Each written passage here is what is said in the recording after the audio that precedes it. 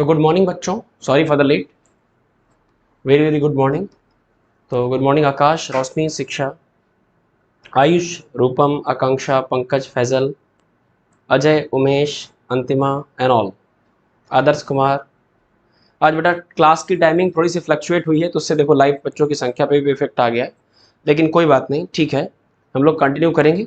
और आज होपफुली सारा जितना भी पुराना पार्ट है बचा कुचा। रूपम वर्मा, राधे राधे, आयुषी पाल, उमेश, अंतिमा, ईशा, अभिपाल, बच्चों सभी प्यारे बच्चों को good morning, very good morning, have a very great day. तो दिन की शुरुआत करते हैं न्यूटन्स लॉज ऑफ मोशन के बचे हुए क्वेश्चंस के साथ। और जैसा कि बच्चों हम लोगों ने प्रॉमिस किया था, हम लोग आज फ्रिक्शन भी स्टार्ट कर देंगे। तो फ्रिक्शन का इंट्रोडक्शन करेंगे।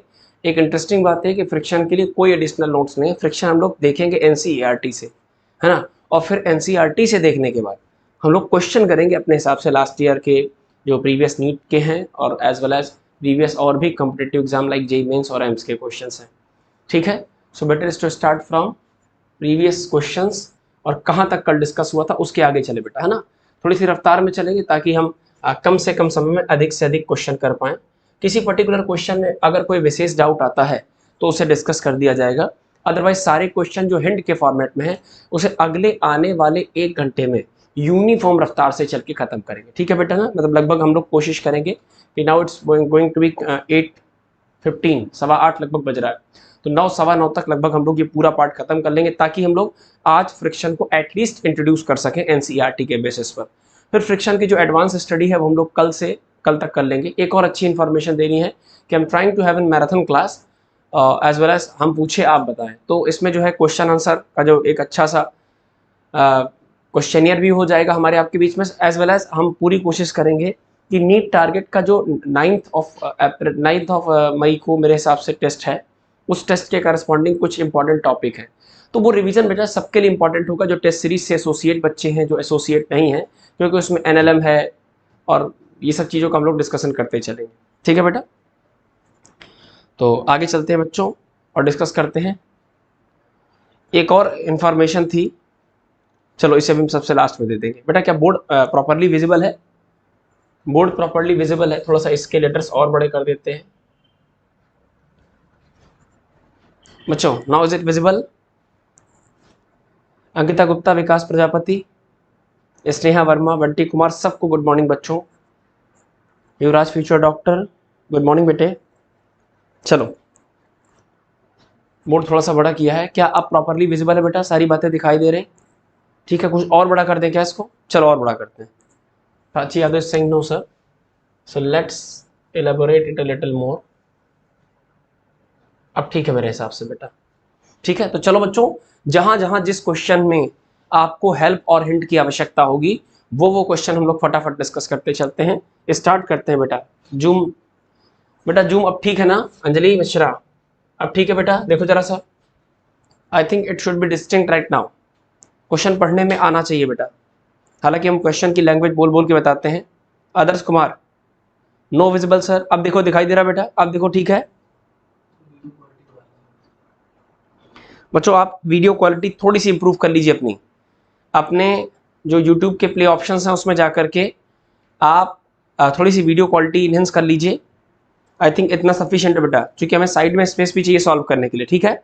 सो right now going to start question number 7 से। कल इतने क्वेश्चन तो मुझे याद है हो ही चुके थे बेटा, याद करो। कल हम लोग आई थिंक क्वेश्चन नंबर 6 तक तो कर ही चुके थे कि mkg पर से, ये वाला लास्ट वाला क्वेश्चन, चलो यहीं से कंटिन्यू कर लेते हैं 6th वाले क्वेश्चन से बेटा।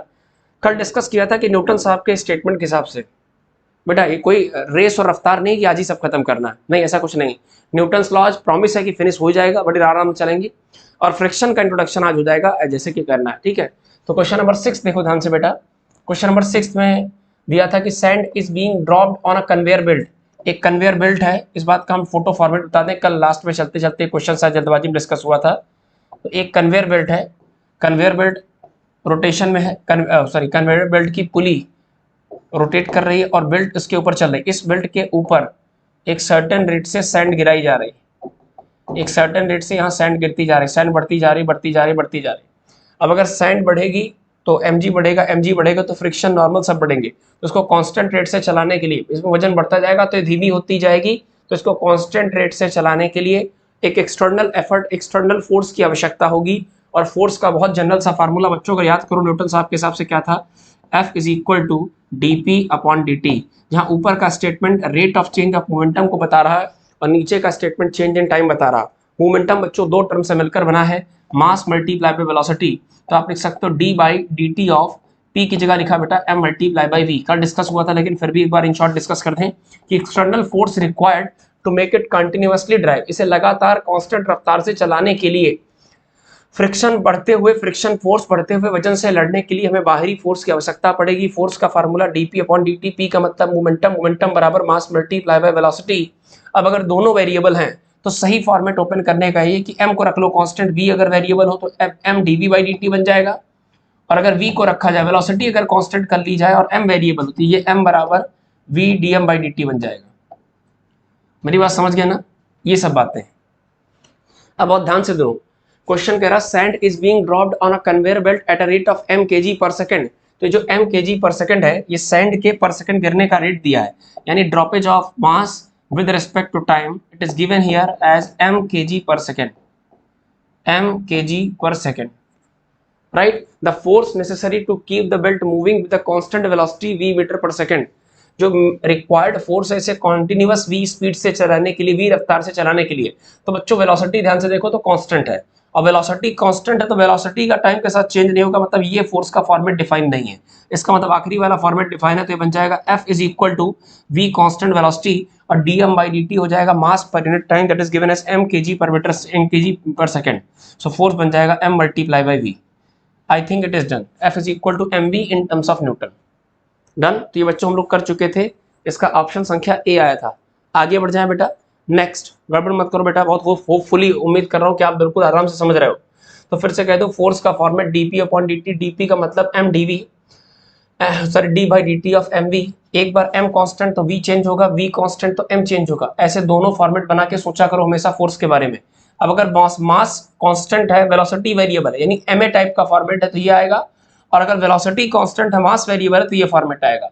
इस क्वेश्चन में कांस्टेंट वेलोसिटी थी, मास इस पर बढ़ता जा रहा, चेंज होता जा रहा, तो वेलोसिटी को कांस्टेंट रखा और मास पर यूनिट टाइम m दिया था, मल्टीप्लाई किया, फोर्स का फॉर्मेट बन गया। Right, let's proceed to the next question. अगले क्वेश्चन की तरफ बढ़ते हैं बेटा, ध्यान से देखिए, क्वेश्चन नंबर 7 देखिए, क्वेश्चन नंबर 7 देखिए, 7th नंबर।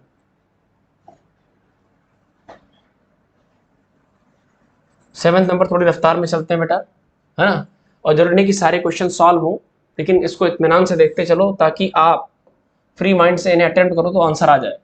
0.5 kg की बॉल है moving with the speed of 12 metre per second, strikes a hard ball at a angle of 30 degree with the ball. एक बॉल है, ये बॉल, इस बॉल का मास 0.5 kg, आधा किलो की है, 0.5 kg का बॉल जो कि किसी हार्ड सरफेस पर स्ट्राइक करने जा रही है। स्ट्राइक करते वक्त इसका दीवार के साथ, बॉल के साथ बनने वाला एंगल बच्चों 30 डिग्री। एक और अच्छी बात है, इसके पास वेलोसिटी भी है, और वो वेलोसिटी इसके पास 12 metre per second, 12 metre per second. अब बच्चों इमेजिन करो, किसी बॉल के पास मास है और मास के साथ वेलोसिटी है, मास और वेलोसिटी का जो कंबाइंड स्टडी होता है, आई थिंक उसे मोमेंटम कहते हैं।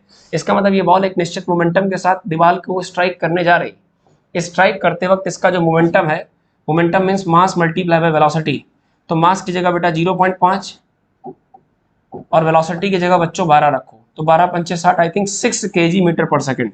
तो बेटा मैं इसे डायरेक्ट हटा रहा हूँ, ये जो मोमेंटम बन जाएगा उस मोमेंटम को मैं कह दे रहा हूँ P, and P is equal to mv। P आते वक्त मोमेंटम P का मतलब mv में m कितना 0.5, v कितना 12, 0.5 इंटू 12, 12 पंचे 60, it is 6 kg metre per second, 6 kg metre per second. ये आते वक्त मोमेंटम है। मोमेंटम एक वेक्टर क्वांटिटी, फिजिक्स में कोई भी वेक्टर क्वांटिटी अगर आपको इंक्लाइन दिख जाए, आप कृपया उसके कंपोनेंट कर लीजिए। कंपोनेंट करने के लिए आपको चाहिए थीटा, तो ये देखो 30 है वॉल के साथ, तो यहाँ भी 30 होगा वॉल के साथ, ये दोनों वर्टिकली अपोजिट एंगल है। अब मोमेंटम का एक कंपोनेंट आ जाएगा नीचे की तरफ, हो जाएगा P का cos 30, P का cos 30, और एक इसी के परपेंडिकुलर कंपोनेंट आ जाएगा, दैट विल बी P का sin ऑफ 30, P का sin ऑफ 30। P मोमेंटम है, मोमेंटम की जगह चाहो तो 6 रख दो, तो बन जाएगा 6 और cos 30 √3/2। या बच्चों इसको बाद में सॉल्व कर लेंगे, पहले हम लोग उसका फॉर्मेट तो बना लें, इतनी बार डन। ये तो हो गया स्ट्राइक करते वक्त मोमेंटम, टक्का टप्पा खाने के बाद जब बॉल वापस आएगी, ऐसे वापस आएगी तो भी इसका बॉल के साथ बनने वाला एंगल बेटा 30 डिग्री, टप्पा खा के वापस आने के बाद भी बनने वाला एंगल 30 डिग्री। अब आते वक्त मोमेंटम कह रहा है कि सेम स्पीड और सेम एंगल के साथ ball reflect, if it is reflected with the same speed and with the same angle, अगर रिफ्लेक्ट भी हुई सेम स्पीड, अच्छा मास तो वेरी करेगा नहीं, तो बॉल आते वक्त भी 0.5 kg की होगी, आते वक्त उसकी रफ्तार 12 होगी और उसके दीवार के साथ बनने वाला एंगल 30 होगा। तो आते वक्त इस बॉल के पास जो मोमेंटम होगा that is also mv, m same v same, 12 पंचे 60, फिर से 6 kg metre per second, 6 kg metre per second, इतने मोमेंटम के साथ गेंद वापस आएगी। अब फिर वही कहानी आ गई, फिजिक्स में कोई भी क्वांटिटी हॉरिजॉन्टल वर्टिकल के अलावा अगर आपको इंक्लाइन दिख जाती है तो कृपया आप उसके कंपोनेंट कर लीजिए। अब इधर ये मोमेंटम p है तो p का इधर की तरफ एक कंपोनेंट आ जाएगा जहां से एंगल 30 बनना हुआ जाएगा, p का cos 30, p का cos 30, और p का एक कंपोनेंट पीछे की तरफ आ जाएगा या हॉरिजॉन्टल आ जाएगा, दैट इज p का sin 30, p का sin 30, राइट। अब कह रहा है if the ball is in contact with the 0.25 second, ये जो प्रोसेस हुआ जिसमें आते वक्त मोमेंटम की डायरेक्शन और जाते वक्त मोमेंटम की डायरेक्शन पलट गई, तो ये प्रोसेस होने में 0.25 का समय लगा। 0.25 सेकंड्स का मतलब बच्चों कितना हो गया, 0.25 का मतलब हो गया नियरली 1/4। तो कह रहा था average force acting on the ball, दीवार पर लगने वाला औसत फोर्स बताइए। तो फोर्स का जो एवरेज फार्मूला है f average is equal to बेचा एफ एवरेज, वैसे एफ इंस्टेंट का फार्मूला था एफ बराबर d upon d t, f average का फार्मूला है delta p upon delta t. बच्चों केवल लिखने के तरीके में मैथमेटिकल अप्रोच में फर्क है, अगर ये एफ इंस्टेंट होता तो डीपी अपॉन डी लिखते, ये एफ एवरेज है तो delta p upon delta t. Meaning क्या है, rate of change of momentum with interval of time is equal to average force. So f average is equal to बेटा फटाफट बताना जरा सा, डेल्टा पी का मतलब चेंज का मतलब होता है final minus initial upon interval of time, बहुत आराम से देखना। आते वक्त मोमेंटम क्या था, तो आते वक्त मोमेंटम था, ध्यान से देखो, आते वक्त मोमेंटम, अब कंपेयर करना, आते वक्त मोमेंटम था p sin theta p cos theta, जाते वक्त मोमेंटम क्या है, जाते वक्त p sin theta p cos theta. अब अगर इसे हम फाइनल मोमेंटम मान लें, मोमेंटम को चाहो तो वेक्टर फॉर्म में i कैप j कैप लगा के लिख सकते हो, लेकिन हम फटाफट कॉमन ऑब्जर्वेशन करेंगे, ये देखेंगे मोमेंटम कितना बदला। तो आते वक्त और जाते वक्त ये कंपोनेंट सेम था, इस कंपोनेंट में ध्यान से देखो कोई परिवर्तन नहीं हुआ, आते वक्त भी ये p cos 30 था, जाते वक्त भी ये p cos 30 है, तो इसमें कोई चेंज नहीं आया। चेंज किसमें आया, p sin थीटा में, p sin थीटा आते वक्त था p sin theta i cap, और जाते वक्त पलट गया है p sin theta minus i cap हो गया बेटा। मोमेंटम तो वेक्टर क्वांटिटी है ना, जबकि p cos थीटा सेम। तो जब इन फाइनल मोमेंटम का हाथ देखना कहाँ चल रहा, फाइनल मोमेंटम का जब इनिशियल मोमेंटम के साथ डिफरेंस लोगे तो ये कॉमन है, एलिमिनेट हो जाएगा। ये आप ऐसा भी कह सकते हो इसमें कोई चेंज नहीं हुआ, चेंज किसमें हुआ, p sin थीटा में। तो चेंज की जगह बेटा लिया जाएगा minus p sin theta i cap और minus p sin theta i cap, मतलब फाइनल की जगह बेटा p sin theta minus i cap, p sin 30 minus i cap minus p sin 30 plus i cap upon time interval की जगह जो भी delta T लेना है। अब बेटा मैं इस बात को एक लाइन में लिख दूं कि this is minus p sin 30 i cap, this is minus p sin 30 i cap, तो ये चीज रिपीट हो गई, इसका मतलब ये 2 बार होगी, तो इसका मतलब इसे लिख सकते हो माइनस का 2p sin 30 i cap upon time interval, बच्चों ध्यान से देखो, माइनस तो माइनस रहेगा, 2 तो 2 रहेगा, p का मतलब मोमेंटम का मतलब 6 था, sin 30 का मतलब बेटा 1/2 है, डायरेक्शन में चाहो तो आई कैप लगा लो, नीचे टाइम इंटरवल की जगह में 0.25 सेकंड है तो 0.25, राइट, छोटा छोटा लिखा लेटर में, 2 से 2 एलिमिनेट हो जाएगा, दैट इज इक्वल टू 25 है, 0.25 है, डेसिमल हटाओ 0 बढ़ाओ तो बच्चों बन जाएगा 600 अपॉन, डेसिमल हटाओ के ऊपर 2 0 बढ़ाओ, तो ऊपर 1 लिखा ही है उसमें 2 0 बढ़ा दो, नीचे 25 कर दो, या आप ऐसा कह सकते हो 100 का ऊपर मल्टीप्लाई 100 का नीचे मल्टीप्लाई ताकि डेसिमल हट जाए, 25 से काटो, सॉरी ये नहीं होगा बेटा, है ना, तो 6 एज इट इज रहेगा, 1 डेसिमल हटाओगे, डबल 0 बढ़ा दोगे, 25 1 के 25, 25 चौको 100, दिया जाएगा 6 चौको 24 न्यूटन, 24 न्यूटन। सब बच्चों ने लगभग आंसर दे दिया है, लगभग सब बच्चों के आंसर बिल्कुल सही आ गए 24। अब बच्चों बार बार इस तरह के सवालों से हम उलझेंगे नहीं। मेरे कहने का मतलब एक सवाल में हमने प्रॉपर टाइम दे दिया, उसका मीनिंग यही है बेटा कि हम सवालों को फटाफट एक बार में एक नजर में कर लेंगे। पहले इतनी प्रोसेस समझ। अब इसका समरी बताते हैं जरा सा। इन शॉर्ट समरी क्या है? इन शॉर्ट समरी ये है बेटा कि आते वक्त बॉल का momentum, sorry, in short summary ये है बेटा कि आते वक्त बॉल के मोमेंटम और जाते वक्त बॉल के मोमेंटम में फर्क था। आते वक्त मोमेंटम और स्ट्राइक करके जाते वक्त मोमेंटम में ये मोमेंटम फैक्टर कॉमन था। बदला कौन? साइन थीटा वाला। कितना बदल गया? आते वक्त था मोमेंटम p का साइन 30 और जाते वक्त था मोमेंटम p का साइन 30। तो यही वो कंपोनेंट है, भले ही वेक्टर फॉर्म में पलटा लेकिन बदल तो गया। आते वक्त इनवर्ट था, जाते वक्त आउटवर्ड है, तो यही वो कंपोनेंट है तो बदल गया। तो इसी का परिवर्तन ले लो, तो p sin 30 आते वक्त और माइनस p sin 30 जाते वक्त, तो परिवर्तन हो जाएगा बेटा 2p sin 30 का, और अपॉन टाइम इंटरवल की जगह बेटा जो भी 0.25 दिया गया। अब p की जगह मोमेंटम की जगह मास मल्टीप्लाई बाय वेलोसिटी रख लो, sin 30 की वैल्यू बेटा 1/2 रख लो, 0.25 से डिवीजन कर लो, आपको एवरेज फोर्स मिल जाएगा। Right, I think done. Let's proceed to the next question. सब बच्चों के आंसर बिल्कुल सही थे। अगले क्वेश्चन की तरफ बढ़ते हैं बेटा। हाँ जी, एक क्रिकेटर है। A cricketer, if a cricketer catches a ball of mass 150 ग्राम, एक क्रिकेटर है जो 150 ग्राम की गेंद को कैच करता है, moving with the velocity 20 metre per second, then experiences a force.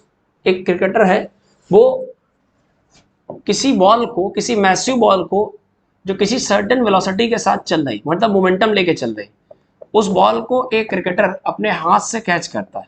Imagine करो।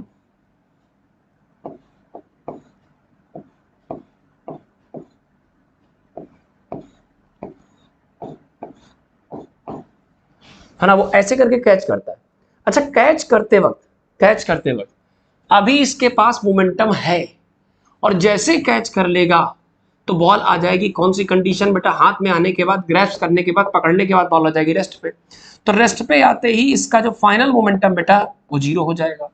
और जब आ रही है तो इसके पास इनिशियली मोमेंटम है, और इनिशियली मोमेंटम है कितना? mv। तो बच्चों गेंद के पास मोमेंटम है, और हाथ में जब पकड़ लेगा तो मोमेंटम खत्म। इसका मतलब मोमेंटम में हुआ चेंज। मोमेंटम में होने वाला चेंज अगर विद रिस्पेक्ट टू टाइम देखा जाए तो बन जाएगा फोर्स। तो मैं लिखने जा रहा हूं बेटा फोर्स बराबर, मैं लिखने जा रहा हूं बेटा force is equal to change in momentum with respect to time interval. So change in momentum का मतलब p final minus p initial upon time interval. So average force F is equal to final momentum, finally गेंद हाथ में पकड़ में आ गई, rest पे आ गई 0, इनिशियल मोमेंटम है mass multiply by velocity mv upon time interval, जो भी टाइम इंटरवल दिया, that is equal to minus of mass की जगह क्या प्लेस करो बेटा? मास की जगह मास रखो, तो बॉल का मास 150 ग्राम है, so it is 150 multiply by बेटा वेलोसिटी की जगह v, velocity 20 metre per second, 20 metre per second upon time interval, time interval की जगह बेटा 0.1 सेकंड, 0.1 सेकंड। एक बात और देखो बेटा, मास जो है वो ध्यान से देखो तो ग्राम में है, इसको 1000 से डिवाइड कर दो ताकि किलोग्राम बन जाए। जैसे 1000 से डिवाइड करोगे तो एक जीरो खत्म, ये डेसिमल खत्म, बाकी एक जीरो से ये जीरो, एक जीरो से ये जीरो। ध्यान से देखो 15 दूनी 30, 30, I think 30 Newton is the correct answer बेटा। सेम प्रोसीजर 30 न्यूटन करेक्ट, बिल्कुल सही। आगे बढ़ते हैं बेटा। बेटा बहुत कठिन सवाल नहीं, फिर से बता दूं, क्रिकेटर के अब अगला सवाल इस टाइप का होगा तो नहीं डिस्कस करेंगे, मैं आगे बढ़ जाऊंगा बेटा। Mass is given. अब कुछ क्वेश्चंस के हिंट देखते चलो। क्वेश्चन नंबर 8 बहुत ध्यान से समझना। एक क्रिकेटर के हाथ में वही वाला क्वेश्चन है, मैं एक बार फिर बता दूं। हमसे पूछा किसके बारे में गया था? फोर्स के बारे में। अच्छा, फोर्स का जो जनरल फार्मूला होता है, इनकेस किसी बॉल को आपने पकड़ा, आप किसी सरफेस से टकराए, टक्कर वक्कर के बाद जब फोर्स महसूस होता है तो मोमेंटम चेंज की वजह से महसूस होता है। तो force is equal to change in momentum with respect to time interval, और फोर्स इज इक्वल टू बेटा चेंज इन मोमेंटम का मतलब final momentum minus initial momentum upon interval of time. बोलो बच्चों, इतनी बात ठीक है ना? तो गेंद का इनिशियली कुछ मोमेंटम था, चूंकि गेंद आ रही थी, फाइनली हाथ की पकड़ में आ गई तो मोमेंटम खत्म। तो चेंज इन मोमेंटम जो भी आया अपॉन टाइम इंटरवल की जगह टाइम इंटरवल की वैल्यू को फोर्स मिल जाएगा। Done. Next question, next question number 9। Is it same question? तरीका बताओ बच्चों, ओरली कर सकते हैं, फटाफट करें क्या? बिल्कुल कर सकते हैं। 3 किलो की गेंद है, कितने डिग्री पे टकराई? 60 डिग्री पे टकराई। कितनी देर कांटेक्ट में रही? 0.2 सेकंड। कितनी रफ्तार से? 10 मीटर पर सेकंड। क्या सेम डायग्राम है? तो आते वक्त इसका मोमेंटम ध्यान से देखो, इसके मोमेंटम के दो कंपोनेंट, अरे ये 60 है तो ये 60 होगा। मोमेंटम अगर p था तो p का हो जाएगा ये वाला cos 60, बोलो बेटा, और इधर हो जाएगा p का sin 60, p का sin 60। फिर टक्कर खा के जाते वक्त अगर मोमेंटम p है तो p का इधर फिर से हो जाएगा p का cos 60 और इधर हो जाएगा p का sin 60, p का sin 60। अब मुझे बताओ p cos 60 सेम है तो ये कंपोनेंट तो चेंज नहीं हुआ, तो कौन सा चेंज हुआ? p sin 60। आप आदत डाल लो, average force is equal to 2p sin 60। अरे जाते वक्त p sin 60, आते वक्त माइनस p sin 60, तो minus p sin 60 minus p sin 60, minus minus दो बार ऐड हो जाएगा, सेम फैमिली। तो minus 2p sin 60 upon time interval, value place करो।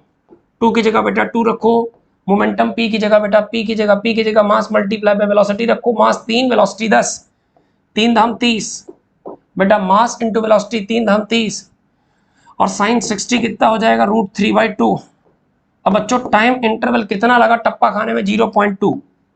0.2 डेसिमल हटा लो, 1 0 बढ़ा लो, 2 से काटो बेटा 10 बार कटेगा, 2 से काटो बेटा 5 बार कटेगा, 30 पंचे 15, यह आ जाएगा 150 √3 newton. Is there any option like this? C part is the correct option. Question number 9 का सी पार्ट सत्य वचन। बेटा प्लीज सी लिखने की जगह थोड़ा सा 9th का सी पार्ट, 5th का सी पार्ट इस तरह से लिखा करो, ठीक है बेटा? बाकी वेरी वेल डन। अब इस टाइप के सवाल आपसे कतई मुलाकात करने से भी डरेंगे। You are perfect in this type of question. Let's proceed to the question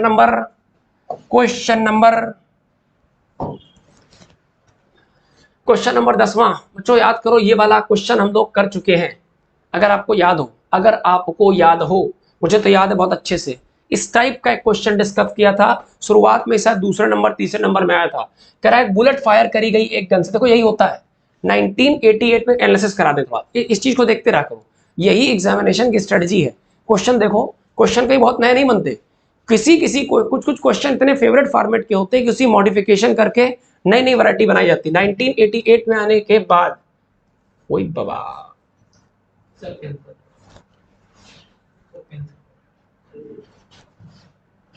1988 में, सॉरी 1988, इससे पहले आप देखिए दिखाते हैं इसको।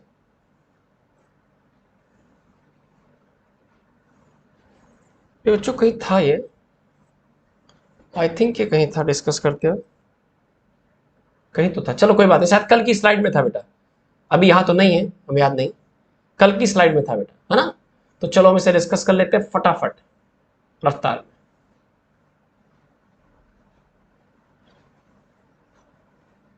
हाँ 10th नंबर देखिए बेटा, 10th नंबर क्वेश्चन क्या कह रहा है? 10th नंबर क्वेश्चन कह रहा है कि a bullet is fired from a gun. एक बुलेट गन से फायर करी गई। फायर करने के दौरान, बहुत आराम से देखो प्रोसीजर समझना बेटा, हालांकि इसको हम लोग कल एक बार डिस्कस कर चुके हैं। थैंक यू मिश्रा जी, बहुत बहुत धन्यवाद। तो बच्चों इसे इंपल्स मिला, यहां से झटका मिला, तब तक मिलता रहा, फोर्स इस पर तब तक अप्लाई होगा जब तक ये बुलेट बाहर ना चली जाए, ऐसे। बात समझ गया ना? तो इस प्रोसेस में, इतनी प्रोसेस में जो इसको फोर्स लगा multiply by interval of time, यही इस पर इंपल्स लगा, यही इस पर जर्क लगा। इस जर्क की वजह से इसमें चेंज इन मोमेंटम होगा, राइट? तो कह रहा एवरेज इंपल्स बता दो, तो एवरेज इंपल्स का मतलब force multiply by time interval. ठीक, कब तक निकालना है? जब तक उस बुलेट पर फोर्स, बेटा यही सेम फॉर्मेट था, force on the bullet becomes 0, जब तक बुलेट पर काम करने वाला ये वेरिएबल फोर्स शून्य ना हो जाए। तो पहले ये तो पता करो कि फोर्स 0 कब हुआ। तो ऐसा करने के लिए बच्चों याद करो, कल लोगों ने क्या किया था, हमने पहले देखा था when F is equal to 0। कब हो रहा है F इज इक्वल टू 0? ठीक, तो F कितना था बेटा? 600 minus 2 10 to power of 5 into बेटा t बराबर 0। यहां से 2 into 10 to power of 5 into t, इसे रोक लो, बराबर कितना हो जाएगा? 600। 2 से काटो 300, है ना? तो t बराबर कितना है? 2 0 यहाँ, 2 0 यहाँ, 3 इंटू 10 की पावर 5 में से 5 में से 2 जीरो यहां खत्म, 2 जीरो यहां खत्म, 3 जीरो, 10 की पावर 3 नीचे जाके ऊपर जाएगा 10 की power -3, this much of time interval. अब करना क्या था, लिमिट लगानी थी। मुझे याद है पिछले वाले क्वेश्चन में 2 10 टू पावर -2 आ रहा था, ऐसा कुछ करके था, मुझे याद है। तो बच्चों आपको बताया गया था कि एक गन है, गन पर एक वेरिएबल फोर्स लग रहा है, एक वेरिएबल धक्का लग रहा है, जो समय के साथ साथ कम होगा। कम होते होते एक स्थिति ऐसी आएगी जब t इज इक्वल टू इतने पर वो फोर्स 0 हो जाएगा, और तब तक उस बुलेट पर कितना इंपल्स लगा। तो बच्चों याद करो, इंपल्स का जनरल फार्मूला टाइम पता चल गया है। फोर्स 0 कब होगा, व्हेन फोर्स विल बिकम 0। तो we have got an idea कि t is equal to 3 into 10 to power -3 second पे 0 हो जाएगा, right. Impulse, so average impulse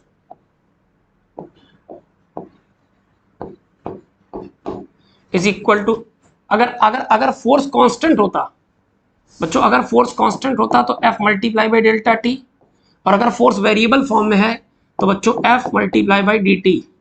integration time limit शुरुआत से लेकर के उस टाइम तक जब तक फोर्स 0 हुआ, और वो टाइम कोई नया नहीं, वो लिखा हुआ है 3 into 10 to power of -3। Now F की जगह F की वैल्यू प्लेस करो, सो इंटीग्रेशन ऑफ F की जगह F की value that is 600 -2 into 10 to the power of 5t और इंटू dt। टाइम लिमिट 0 से 3 into 10 to power of -3। Calculation करिए, आंसर बताइए बेटा, कैलकुलेशन करके आंसर बताइए बेटा।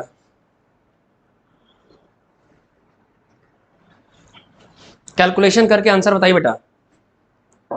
Most of the students are saying D part, तो मैं इसको फटाफट सॉल्व कर दूं बेटा। ये हो जाएगा 600t, देख लो, ये हो जाएगा 600 dt का इंटीग्रेशन t बन जाएगा 2 10 to power of 5t square by 2। तो बच्चों 600t, टाइम लिमिट 0 से 3 into 10 to power -3 minus, calculation सीख लो, 2 10 टू पावर 5 t dt का integration t square by 2, 2 into 10 to power of 5 t dt का integration t square by 2। A limit of time again from 0 to 3 into 10 to the power of -3। 2 से 2 खत्म, रखो भाई time की limit. पहले रखोगे upper limit तो 6 3 18, तो ये बन जाएगा बेटा 600, और t की जगह बेटा वैल्यू रखोगे तो 3 into 10 to power of -3। Calculation से घबराना नहीं, अल्टीमेटली बेटा कैलकुलेशन ही हाथ लगेगा। कैलकुलेशन से बिल्कुल नहीं घबराओगे, पेन चलाना सीखो, डरना बंद करो। 600 अपनी जगह पर, टाइम की अपर लिमिट रखो 3 10 टू पावर -3, लोअर लिमिट रखने का कोई मतलब नहीं चूंकि वो शून्य है। माइनस बेटा 10 to the power of 5 to 10 to power of 5 रहेगा। टी स्क्वायर का मतलब इस नंबर का स्क्वायर, 3 का स्क्वायर 9 बन जाएगा, 10 की पावर -3 का स्क्वायर 10 की पावर -6 बन जाएगा, से बन जाएगा 9 इंटू 10 की पावर 6। अब मन से कैलकुलेशन करो, अपने मन से सोच समझ के। ये बन जाएगा 6 3 1800, 10 की पावर -3 से मल्टीप्लाई करोगे तो 1.8, माइनस ये बन जाएगा बेटा 9 इंटू 10 की पावर 6 में से 5 चले गए 1, यानी 0.9, 1.8 में से 0.9 निकल गया 0.9। सभी बच्चों का लगभग आंसर सही, डी पार्टी सही आ रहा बेटा। डेली शॉर्ट्स गुड मॉर्निंग, आदर्श पटेल गुड मॉर्निंग, युवराज पटेल बिल्कुल सही बात, बिल्कुल सत्य वचन, बिल्कुल सत्य वचन बेटा। अंकित कुमार गुप्ता सत्य वचन, अजय शर्मा बिल्कुल सही, सौरभ अग्रणी बिल्कुल सही है, एएस चक्रवर्ती बिल्कुल सही है। सभी बच्चों का लगभग ऑप्शन सही है बेटा, you are absolutely correct, absolutely correct. कर लोगे।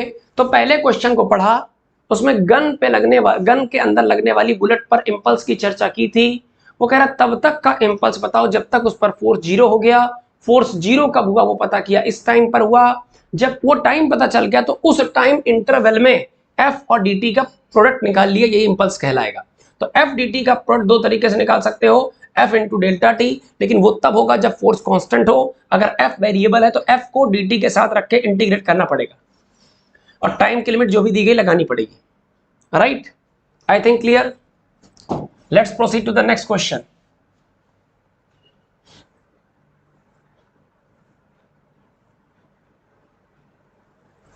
थ्रस्ट का क्वेश्चन है।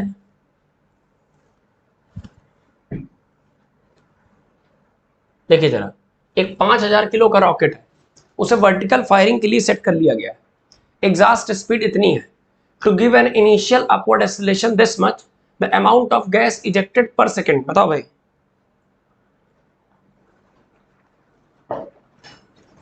बोलो बेटा। रॉकेट है, तो रॉकेट प्रोपल्शन के केस में अगर आपको याद होगा कि आपका पर्पस है इसको इनिशियल एक्सेलरेशन देना 20 मीटर पर सेकंड स्क्वायर का, राइट। अब हमने आपसे पहले भी डिस्कस किया बेटा कि फोर्स के दो फॉर्मेट है, फोर्स के दो फॉर्मेट है। एफ का जो फॉर्मेट है, असल फॉर्मेट है एफ बराबर dp अपॉन dt। न्यूटन साहब के सेकंड लॉ के हिसाब से rate of change of momentum with respect to time. अब इसमें दो फॉर्मेट आते हैं, m dv बाई dt अगर वेलोसिटी वेरी कर रही, या v dm बाई dt अगर मास वेरी कर रहा, राइट। इतनी बात ठीक है बेटा। तो एग्जॉस्ट की वजह से मिलने वाला थ्रस्ट है जो इसे इनिशियली अपवर्ड एक्सेलरेशन प्रोवाइड करेगा 20 मीटर पर सेकंड स्क्वायर। बहुत आराम से समझना, एक हैवी रॉकेट,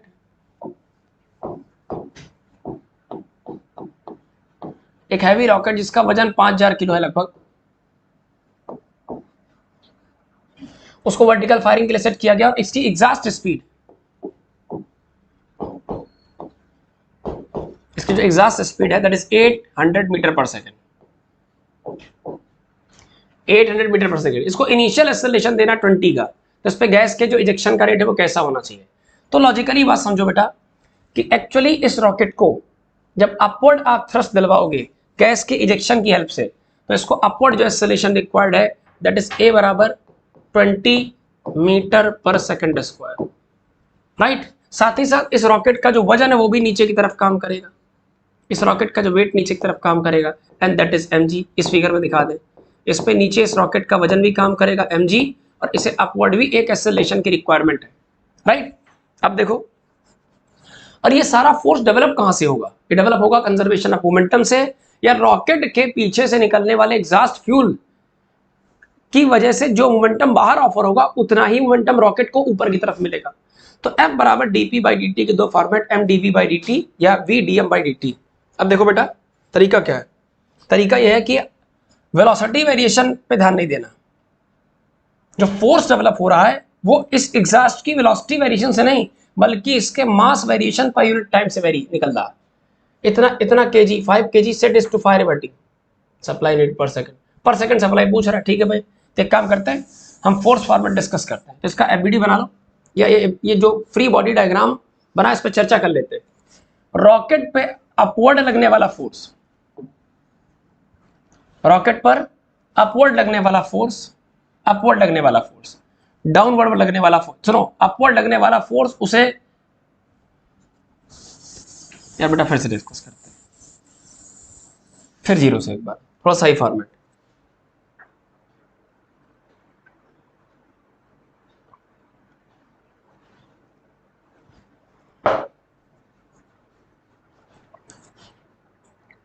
एक 125, 187, 1000, बहुत वैरायटी के आंसर आ रहे बेटा। आंसर तुम्हें दिखा दें, चलते बेटा चलते, आंसर देख लो, ये आंसर से बेटा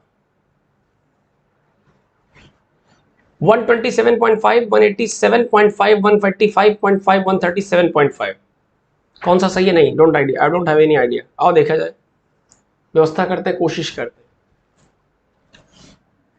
कुछ ज्यादा इलेबोरेट कर दिया, फिर जीरो चल रहा बेटा। चलो बिल्कुल धैर्य से, रॉकेट, इसका वजन mg, अपवर्ड एक्सेलरेशन a, और इस फ्यूल के निकलने की कॉस्ट पर, फ्यूल के निकलने की कॉस्ट पर एक upward force, upward force, right. तो चूंकि रिजल्टेंट फोर्स अपवर्ड जीतेगा, अच्छा अपवर्ड लगेगा गैस के इजेक्शन की वजह से, mg लगेगा नीचे, तो इस रॉकेट पर नेट फोर्स, हम तो एक ही बात जानते हैं, आपसे कई बार कहा एफबीडी मतलब एक ही फॉर्मेट, एफ नेट बराबर ma।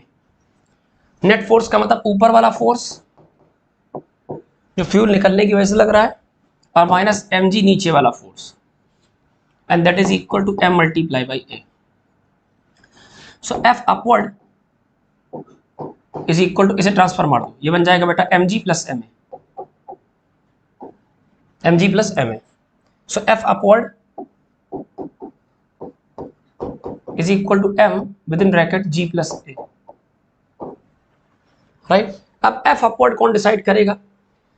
जो फ्यूल पीछे इजेक्ट हो रहा है उस फ्यूल में उस फ्यूल में वो फोर्स का फॉर्मेट है, और फोर्स के आपसे पहले भी कह चुका हूं बेटा दो फॉर्मेट है, F बराबर m dv बाई dt, लेकिन जो निकलने वाला फ्यूल है वो कांस्टेंट वेलोसिटी से निकल रहा, कांस्टेंट वेलोसिटी से।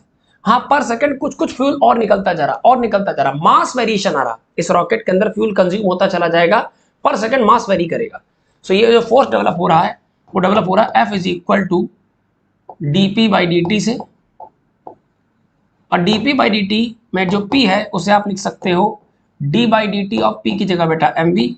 अब कांस्टेंट वेलोसिटी के साथ फ्यूल निकल रहा, फ्यूल की जो एग्जॉस्ट स्पीड है वो 800 मीटर पर सेकंड है, तो F बराबर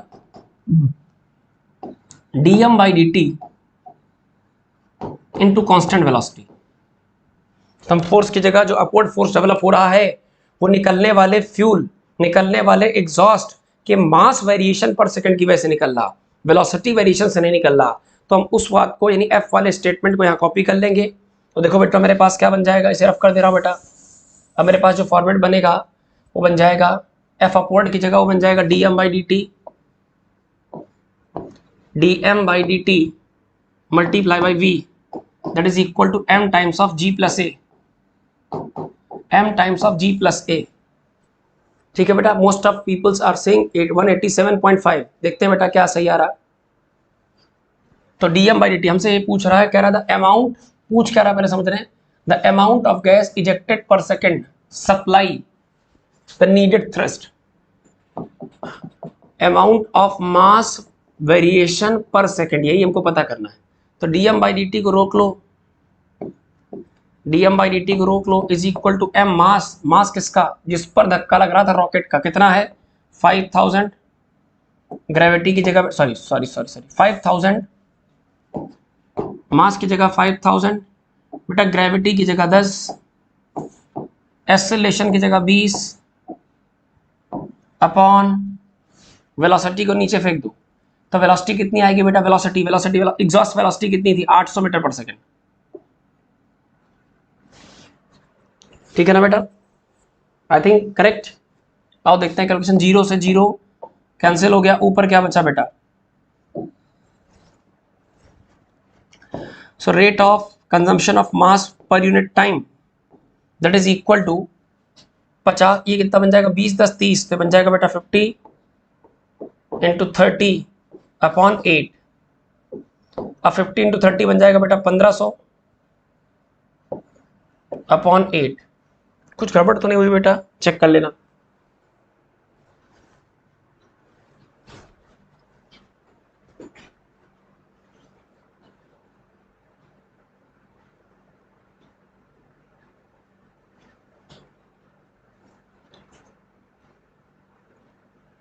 ये सब तो सही है बेटा, देख लो सही है।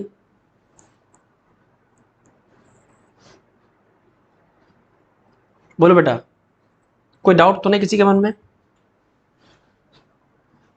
ये कितना आ रहा, 185 187 आ रहा? नहीं भाई, देख लो डिवीजन करके, डिवीजन करें क्या, चलो कर लेते हैं। देखो 8 से डिवीजन करो 150 का, 1500 करो, 8 1 के 8, 7 15 जीरो कैरी किया, 8 7 56, 8 8 64, 8 आ जाएगा। ठीक है बेटा, ठीक है सही है, 64 64 60 8 7 56 8 187 आएगा बेटा, सही है। 187 187.5 केजी पर सेकंड, यही आएगा बेटा, सही है। बहुत शानदार सवाल है। प्रत्युष बेटा 137.5 नहीं आएगा, 187 आएगा, डिवीजन करो सही से। अंजलि सौरभ, सौरभ अगर यही नो सर, क्या हुआ बेटा, डन, हाँ ठीक है बेटा, लवली बिल्कुल सही है बेटा, आशुतोष सही है, अंकित कुमार गुप्ता, एएस चक्रवर्ती, हाँ बेटा राइट एब्सोल्युटली करेक्ट। तो बेटा अब देखो ऐसा है कि अब ये क्वेश्चन दोबारा रिपीट नहीं होंगे, अब ये क्वेश्चन दोबारा रिपीट नहीं होंगे, मेरी बात समझिए बहुत ध्यान से, मैं इसको रफ कर रहा हूँ, रफ कर रहा हूँ बेटा, ध्यान से देखो। रॉकेट प्रोपल्शन के केस में ऐसे याद रखोगे, in case of rocket propulsion एक मन में थीम बनाते चलो, ताकि कोई क्वेश्चन, जैसे आप पता है दीवार पे स्ट्राइक करने वाला मोमेंटम चेंज वाला क्वेश्चन हमेशा के लिए तय हो गया, उसमें बार बार कैलकुलेशन नहीं दिखेगी। रॉकेट प्रोपल्शन के केस में रॉकेट प्रोपल्शन के केस में रॉकेट जैसी डिवाइस को, बहुत ध्यान से समझिएगा बेटा, रॉकेट जैसी डिवाइस के एग्जॉस्ट से निकलने वाला जो धुआं है, यहां जो फ्यूम निकल रहा है, ऐसे मान लीजिए रॉकेट जैसे एग्जॉस्ट, रॉकेट से एग्जॉस्ट निकल रहा, एग्जॉस्ट के निकलने का एक रेट होगा, एग्जॉस्ट से निकलने वाले फ्यूल का रेट होगा कुछ मास पर यूनिट टाइम, कुछ मास पर यूनिट टाइम निकलता जाएगा एक कांस्टेंट वेलोसिटी के साथ। अब वेलोसिटी कांस्टेंट, मास वेरिएबल तो भी फोर्स डेवलप होगा, मास कांस्टेंट वेलोसिटी वेरिएबल तो भी फोर्स डेवलप होगा। तो यहां F is equal to v d m by d t वाला फोर्स लगेगा। अरे m d v by d t लगा दो या v d m by d t लगा दो, ये फोर्स लगेगा। इस फोर्स की कॉस्ट पे होगा क्या? पहली बात तो इसका वजन बैलेंस करना पड़ेगा जो कि नीचे की तरफ काम कर रहा है एम जी, और प्लस इसे एसिलेट भी करवाना पड़ेगा एम ए। आप ऐसा भी कह सकते हो कि इस प्रोपल्शन की वजह से जो अपवर्ड फोर्स डेवलप होगा एफ अपवर्ड, उसका काम पहले तो इसके एम जी को बैलेंस करना और फिर इसे ऊपर की तरफ एसिलेट करना। तो स्टेटमेंट आएगा f of thrust minus M G बराबर एम ए, एफ नेट बराबर एम ए, और उसी को लिख सकते हो f upward is to balance two thing, weight as well as upward acceleration. Right, बहुत डिटेल डिस्कस कर दिया, आगे बढ़ जाऊं बेटा। चलो भाई फटाफट बढ़ते जाओ। अब जो क्वेश्चन बहुत ही अच्छा लगेगा उसको डिस्कस करेंगे। मैं बेटा आज फिर ये क्वेश्चन रह जाएंगे 12th नंबर।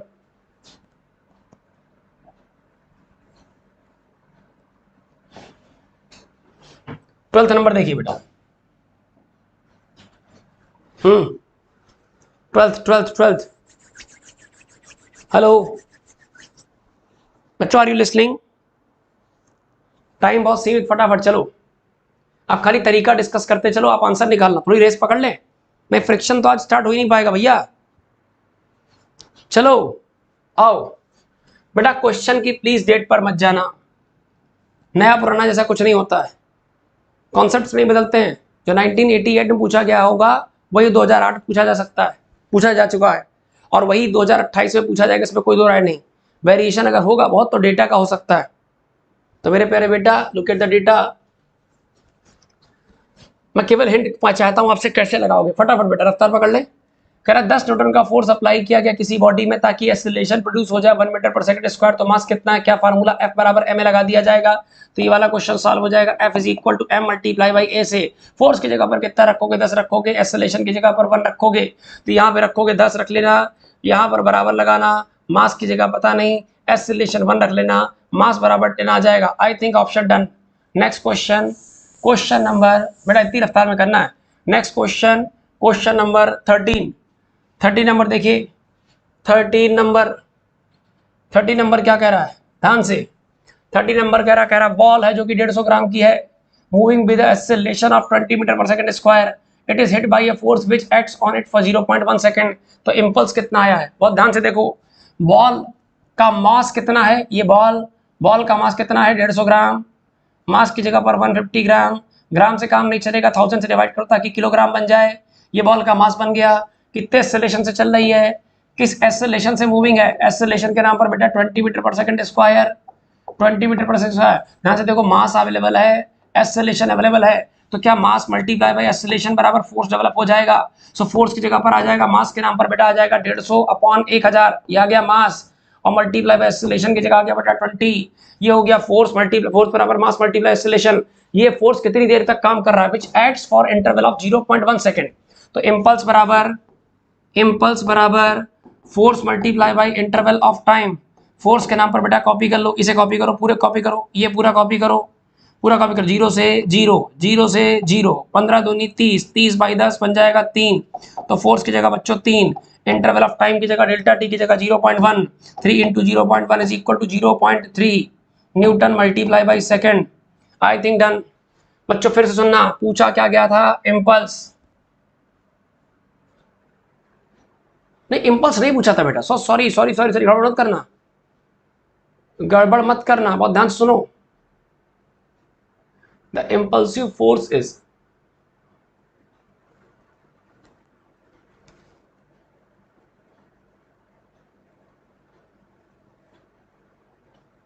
जो पूछा इम्पल्स जाना चाहिए था, और अगर फोर्स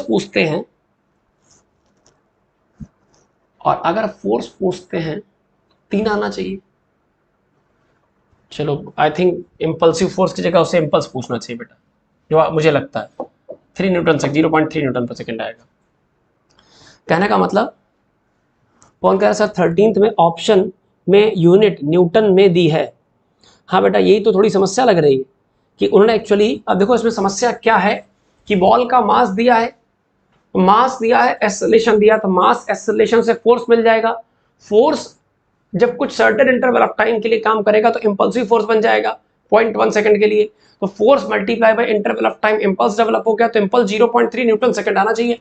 और पूछते वक्त भी उसे इंपल्स पूछना चाहिए, इंपल्सिव फोर्स अलग बात है, इंपल्स जनरेट करने के लिए जो फोर्स चाहिए था वो इंपल्सिव फोर्स है। खैर चलिए नेक्स्ट। हाँ जी जल्दी से, कोई idea? Force on a rocket moving with velocity of this much is this, then rate of combustion of fuel. क्या आप मेरी बात समझ पा रहे हो?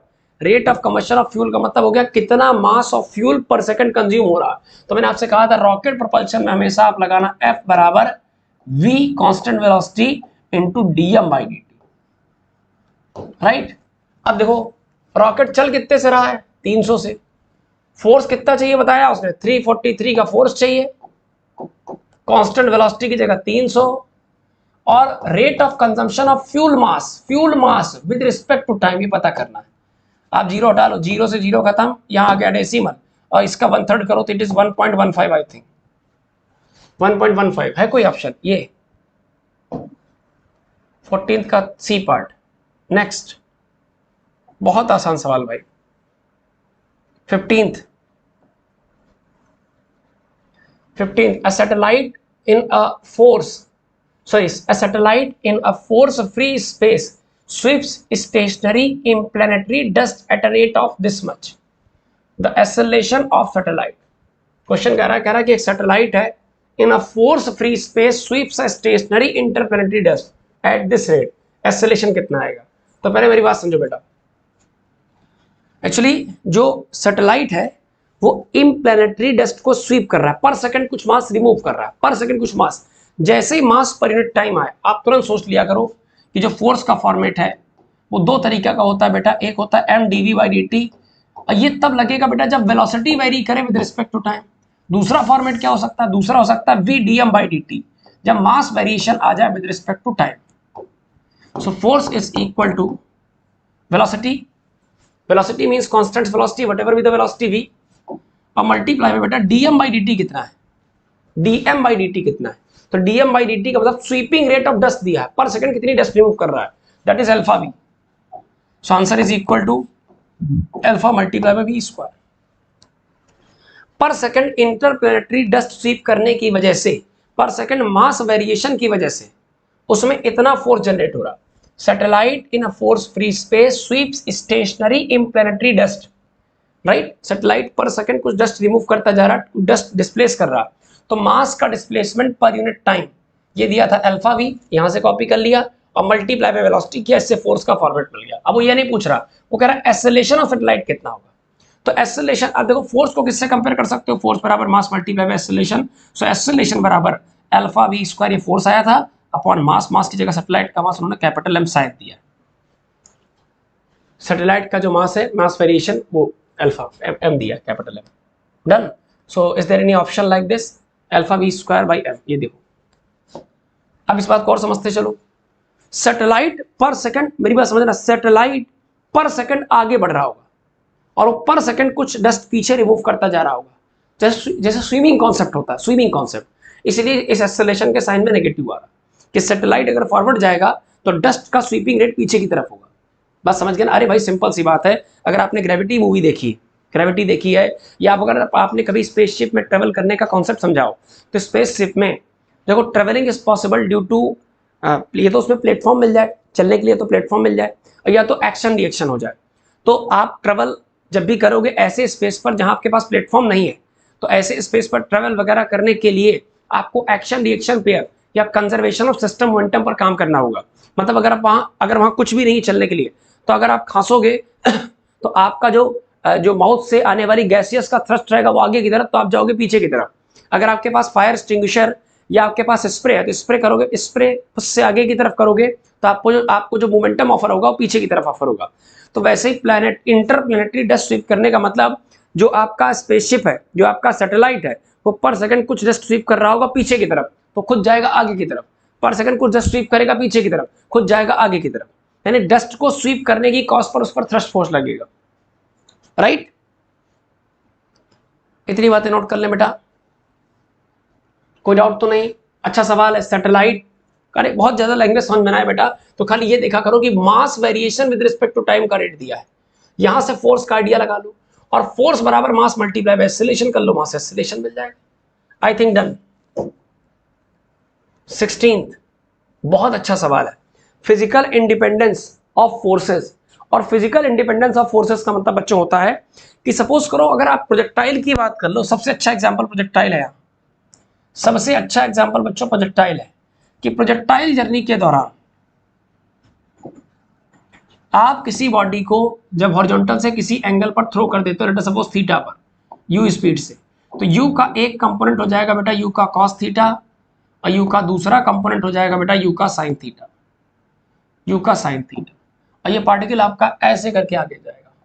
इस पूरी ट्रेजेक्ट्री के मोशन के दौरान हॉरिजॉन्टल कंपोनेंट फ्री होता है, ये कहता है भैया मैं ना चेंज होऊंगा ना कोई चेंज करने वाला है, और वर्टिकल कंपोनेंट ग्रेविटी की वजह से पहले घटेगा, यहां तक जीरो हो जाएगा, फिर डेवलप हो जाएगा, फिर डेवलप हो जाएगा, फिर डेवलप हो जाएगा, फिर डेवलप। अब अच्छी बात क्या है, हॉरिजॉन्टल मोशन यानी यू कॉस थीटा का मोशन और vertical motion you sine theta का मोशन दोनों एक दूसरे से इंडिपेंडेंट है।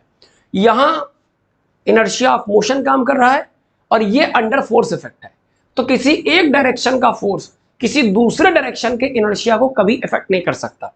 एक डायरेक्शन का जो फोर्स है, फोर्स तो पूरी बॉल पे लग रहा है, इतनी सुंदर बात है, एक ही बॉल उस पर दो दो फोर्स, लेकिन दोनों एक दूसरे से इंडिपेंडेंट है।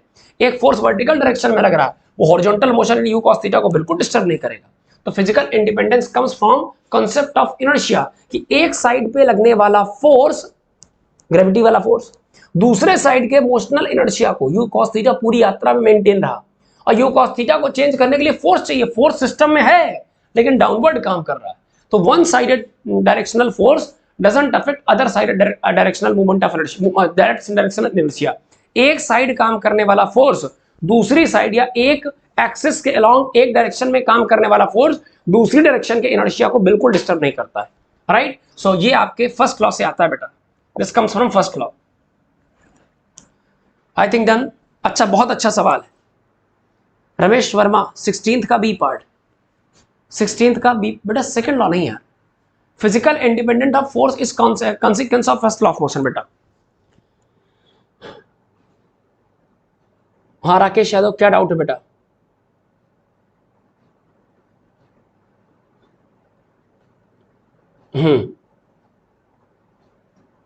राघवेंद्र सिंह क्या हो बेटा?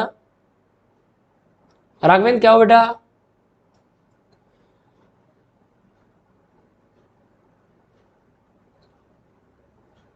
कोई बात नहीं प्रतिभा, कोई बात नहीं बेटा, ऑल राइट, बाद में इसको कवर कर लेना जो छूट गया। राकेश यादव, हाँ बेटा बोलो क्या डाउट है? साक्षी सिंह, क्यों शिट, टाइम बेटा चेंज नहीं हुआ एक्चुअली, ये एक आध दिन का शेड्यूल हो सकता है। आप प्लीज एक बार रात में जो है न्यू लाइट के चैनल पर आ करके एक बार क्लास का टाइमिंग प्लीज बेटा देख करके सोया करो। हमारे लिए भी डिफिकल्ट होता है टाइम फ्लक्चुएट करना, लेकिन आप फिर भी थोड़ा सा देख लिया करो। कभी कभार क्लास जो है 9:30 8 इस तरह से एक आधा दिन कभी फ्लक्चुएट हो सकती है, कोई दिक्कत वाली बात नहीं।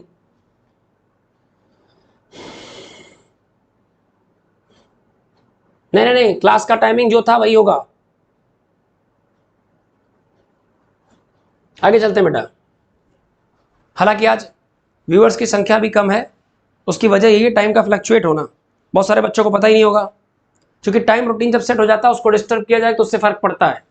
लेकिन चलो बच्चों कोई बात नहीं, थोड़ा सा एडजस्टमेंट सीखना चाहिए परिस्थितियों बस।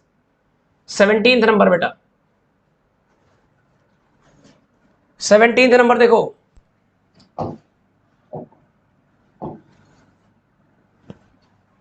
सेवनटीन्थ नंबर बच्चों, बेहद शानदार, लजीज और टेस्टी सवाल, आपको पता होगा, अब अंदाजा आ रहा होगा किस टाइप का क्वेश्चन है।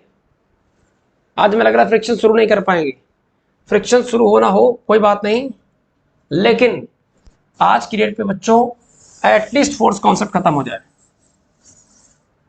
राइट। 600 kg का रॉकेट है, सेट वर्टिकल फायरिंग, उसकी एग्जॉस्ट की स्पीड दी गई है, मास इजेक्टेड पर सेकंड बताना है ताकि इसका वेट मैनेज हो सके। तो बच्चों मास इजेक्टेड पर सेकंड का मतलब velocity multiply by mass per unit time, ये बन गया फोर्स। ये फोर्स लगेगा एग्जॉस्ट की वजह से ऊपर की तरफ, और बॉडी यानी रॉकेट का वेट हो जाएगा mg, नीचे की तरफ। मामला बैलेंस है, सॉल्व कर लोगे क्या बेटा? चलो next question. A particle of mass m moving with a uniform velocity v1 is given impulse such that its velocity becomes v2, the impulse is equal to। बच्चों आपको याद होगा इंपल्स का मतलब बेटा होता है या तो आपको फोर्स मिल जाए multiply by interval of time, या इंपल्स का मतलब बच्चों चेंज इन मोमेंटम भी तो होता है, और चेंज इन मोमेंटम का मतलब बच्चों p final minus p initial होता है। तो p फाइनल की जगह लिखोगे m multiply by v final यानी v2 m multiply by v2, ये final velocity minus m multiply by v1, m ले लो कॉमन, आ जाएगा v2 माइनस v1, ये भी सही है, राइट। तो मुझसे पूछा गया था इंपल्स, इंपल्स बराबर था बेटा चेंज इन मोमेंटम, और चेंज इन मोमेंटम का मतलब था बेटा p final minus p initial, और p final minus p initial का मतलब था mv final minus mv initial, m common ले लिया बचा v2 minus v1। I think option संख्या D is the correct. Let's proceed to the next question. अगले question की तरफ बढ़ते हैं बेटा, बेहद ही शानदार, लजीज और टेस्टी। आओ भैया पुली कॉम्बिनेशन में आ जाओ, फटाफट फटाफट फटाफट आंसर,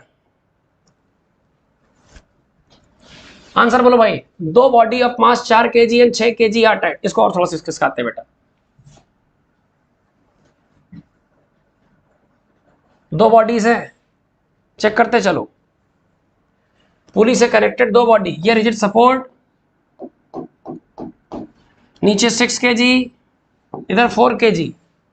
हमसे कह रहा है कि अगर स्ट्रिंग पास हो रही है पुली से, फ्रिक्शनलेस पुली से, एक तरफ 6 किलो है एक तरफ 4 किलो है, तो अनबैलेंस सिस्टम की वजह से सिस्टम में एक्सेलरेशन ड्यू टू ग्रेविटी कितना होगा? ड्यू टू ग्रेविटी सिस्टम का एक्सेलरेशन बताना है या एक्सेलरेशन ऑफ मासेस बताना है due in effect of gravity. तो बहुत ध्यान से देखो, नीचे की तरफ कौन काम करेगा? 6g, बॉडी का वेट mg, इधर कौन काम करेगा? बॉडी का वेट 4g। जैसे ही वजन लगेगा रस्सी टाइट, धागे में टेंशन आएगा, धागे में टेंशन यहां तक ट्रांसफर होगा, टेंशन ऊपर खींचेगा mg नीचे खींचेगा। अब दोनों के बीच एक कनेक्शन बैठ गया, तनातनी आ गई, ये 6 किलो से 6g से नीचे खींचना चाहता है, ये 4g से, ये अपनी तरफ खींचेगा, ये अपनी तरफ, तो नेट फोर्स बड़े वाले की तरफ आएगा। तो बेटा मैं एफबीडी बनाते वक्त एक ही बात सिखाता आया हूं कि हमेशा हम लोग लगाएंगे एफ नेट बराबर ma। नीट 2020 का सवाल है, देख लो भाई, बहुत ही आसान। एफ नेट बराबर में नेट फोर्स की जगह आ जाएगा 6g माइनस 4g, बराबर आ जाएगा बेटा 2g। अरे 6g अपनी तरफ खींचेगा, 4g अपनी तरफ। दूसरी बात, काश 4g होता, मामला बैलेंस था, 2g एक्स्ट्रा है, 2g से अनबैलेंस है, तो ये नेट फोर्स बन जाएगा बराबर मास, ना ये चलेगा नहीं चलेगा, बल्कि दोनों एक साथ सरकेंगे। तो चलने वाला मास हो गया 6 + 4 बराबर 10 किलो, 6 + 4 बराबर 10 किलो मल्टीप्लाई बाय एक्सेलरेशन, 2 से काट दो, 2 से काटोगे तो 5 आ जाएगा, तो एक्सेलरेशन बराबर जी अपनी जगह रखे रहो, अपान में 5 आएगा, चूंकि आंसर हमें ग्रेविटी के टर्म्स में चाहिए, सो ए बराबर g/5। आई थिंक ऑप्शन संख्या 20 करेक्ट, बिल्कुल सही बात। सब बच्चों ने एकदम ताबड़तोड़ जवाब दे दिया है, बेहद ही शानदार तरीके से। इसीलिए हम कहते हैं 100 बार, बहुत अधिक प्रैक्टिस की आवश्यकता, बहुत अधिक प्रैक्टिस की आवश्यकता है, बहुत हाईफाई लेवल तक नहीं जाना है, ज्ञान अर्जन के लिए जीवन पड़ा है।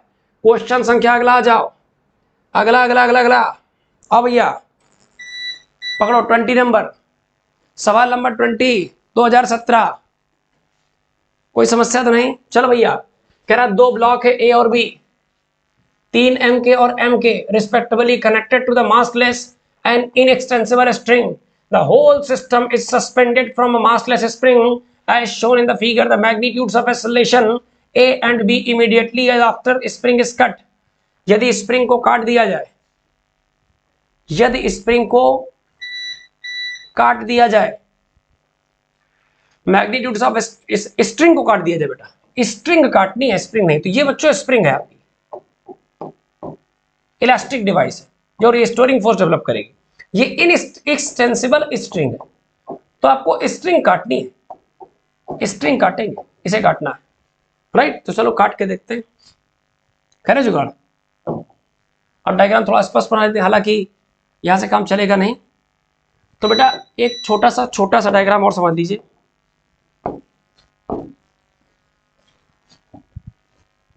डायग्राम में समझिए, ये surface, is surface mass, spring, 3m mass, string, m मास, सारा सिस्टम स्टेशनरी है। तो नीचे की तरफ यहां कितना लगेगा बेटा, mg। स्ट्रिंग में क्या आ जाएगा, टेंशन, रस्सी एक, टेंशन एक, यूनिफॉर्म टेंशन यहां तक रहेगा। अब इस स्ट्रिंग में क्या लगेगा, नीचे टेंशन या नीचे mg और ऊपर से ये mg, तो एक ये 3mg लगेगा और दूसरा इसका mg लगेगा, T बराबर mg लगेगा। और स्प्रिंग में आएगा बेटा restoring force that is equal to kx। तो अगर सारा सिस्टम इक्विलिब्रियम में, संतुलन में है, तो बेटा kx जितना डेवलप होगा ऊपर की तरफ, kx जितना डेवलप होगा ऊपर की तरफ, उतना ही इस सिस्टम पर नेट फोर्स लगेगा नीचे की तरफ। तो इस पर नेट फोर्स हो जाएगा 3mg और ये वाला mg that is equal to 4mg। हमने पूरी एनालिसिस बना दी बेटा, देख लो बहुत ध्यान से, देख लो, सोच लो, समझ लो बेटा। इसके पहले परेशान मत हो, बस इसके पहले देखो फ्रिक्शन वाले क्वेश्चन दिखाई देने लगे। एक्चुअली एनालिसिस और फ्रिक्शन अलग अलग सेपरेट टॉपिक नहीं है। जैसे ही न्यूटन्स लॉज ऑफ मोशन में रुकावटें आना शुरू हो जाए तो वो फ्रिक्शन के क्वेश्चन बन जाएंगे। हालांकि फ्रिक्शन फिर डिटेल बन जाता है, ठीक है ना बेटा। अब देखो जरा नेक्स्ट देखो, अब अगर आपने स्ट्रिंग काटी तो इमीडिएटली आफ्टर कटिंग स्ट्रिंग, शायद कुछ कहा ऐसा, इमीडिएटली स्ट्रिंग कटने के तुरंत बाद, तो बच्चों जैसे स्ट्रिंग काटोगे, जैसे ही स्ट्रिंग कट होगी, जैसे कट होगी तो ये तो फ्री हो जाएगा, यानी ये m फ्री हो जाएगा।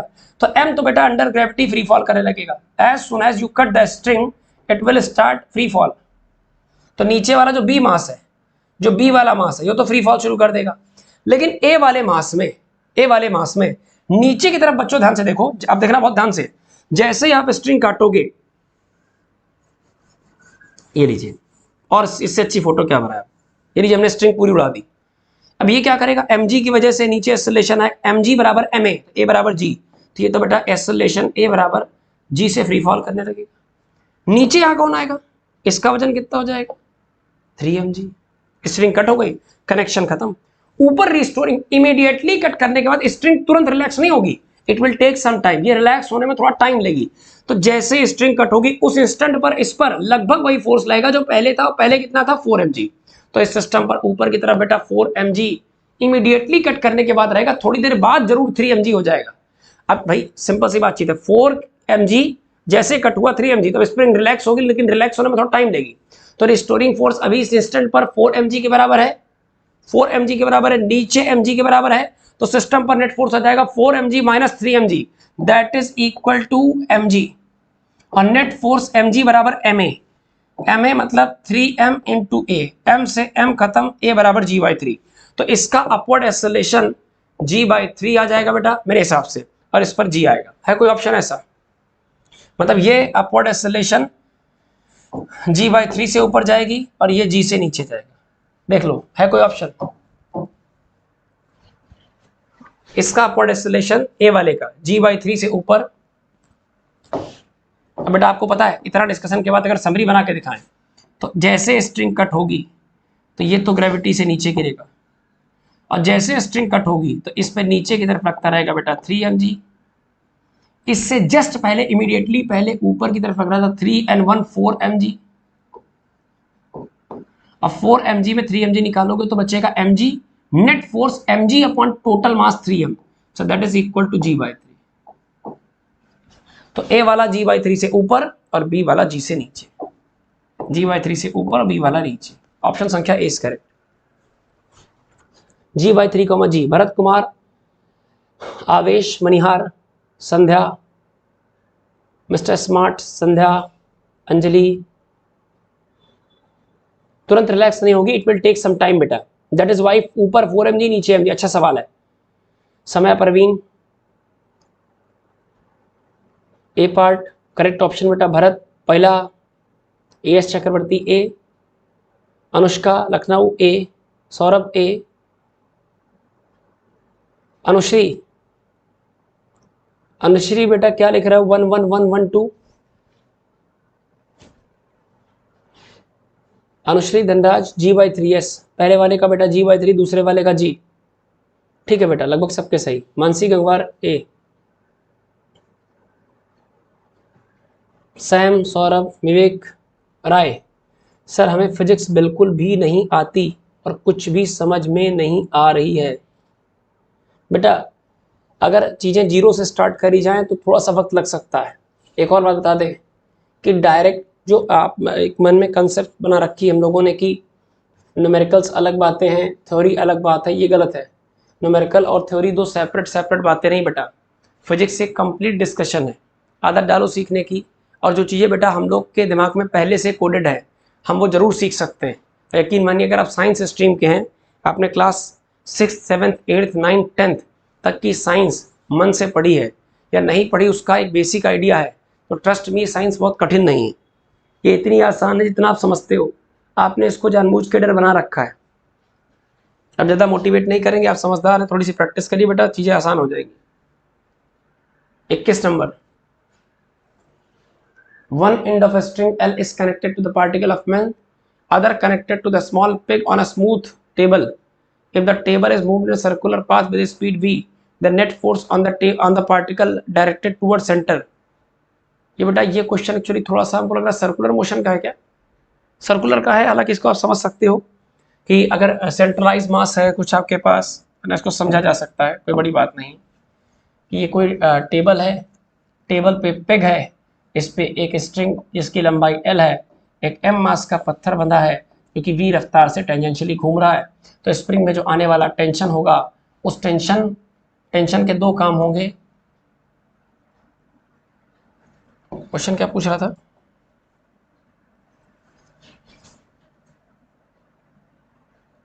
The net force on the particle directed toward the centre will be, particle पर डायरेक्टेड नेट फोर्स कितना होगा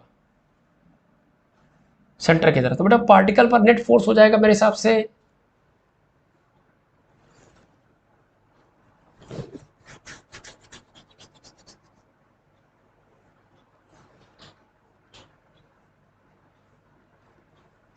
one end of a string connected to the particle, other is connected to small peg. If the particle moves on a circular path with a speed v, the net force on the particle directed towards center will be, if T is the tension on string. तो बेटा मेरे हिसाब से ये peg का मतलब हो गया ऐसे सपोर्ट कील नुमा, और ये स्ट्रिंग के एंड पर कनेक्टेड मास, और मास की जो टेंजेंशियल वेलोसिटी है v, अंदर की तरफ डायरेक्टेड टेंशन T, तो इस बॉडी पर नेट फोर्स हो जाएगा बेटा T टेंशन अंदर की तरफ, और ये कह सकते हो बेटा -mv²/r, ये सेंट्रीफ्यूगल फोर्स मान लो बाहर की तरफ, तो नेट फोर्स T -mv²/r हो जाएगा, जहां r रेडियस की वैल्यू आप L फॉर लेंथ रख सकते हो, लेंथ ऑफ स्ट्रिंग रख सकते हो, तो T -mv²/L। बेटा ये क्वेश्चन विशेष कोई खास नहीं है, नेट फोर्स पूछा, केवल नेट फोर्स का एक्सप्रेशन, तो T अंदर की तरफ -mv²/L बाहर की तरफ, तो बी पार्ट इसका ऑप्शन हो जाएगा, ये कोई खास बात नहीं। अभी 22 नंबर करो, इसे हम लोग वैसे भी सर्कुलर में देखेंगे। 22 नंबर देखिए बेटा, 22 बेटा, हाँ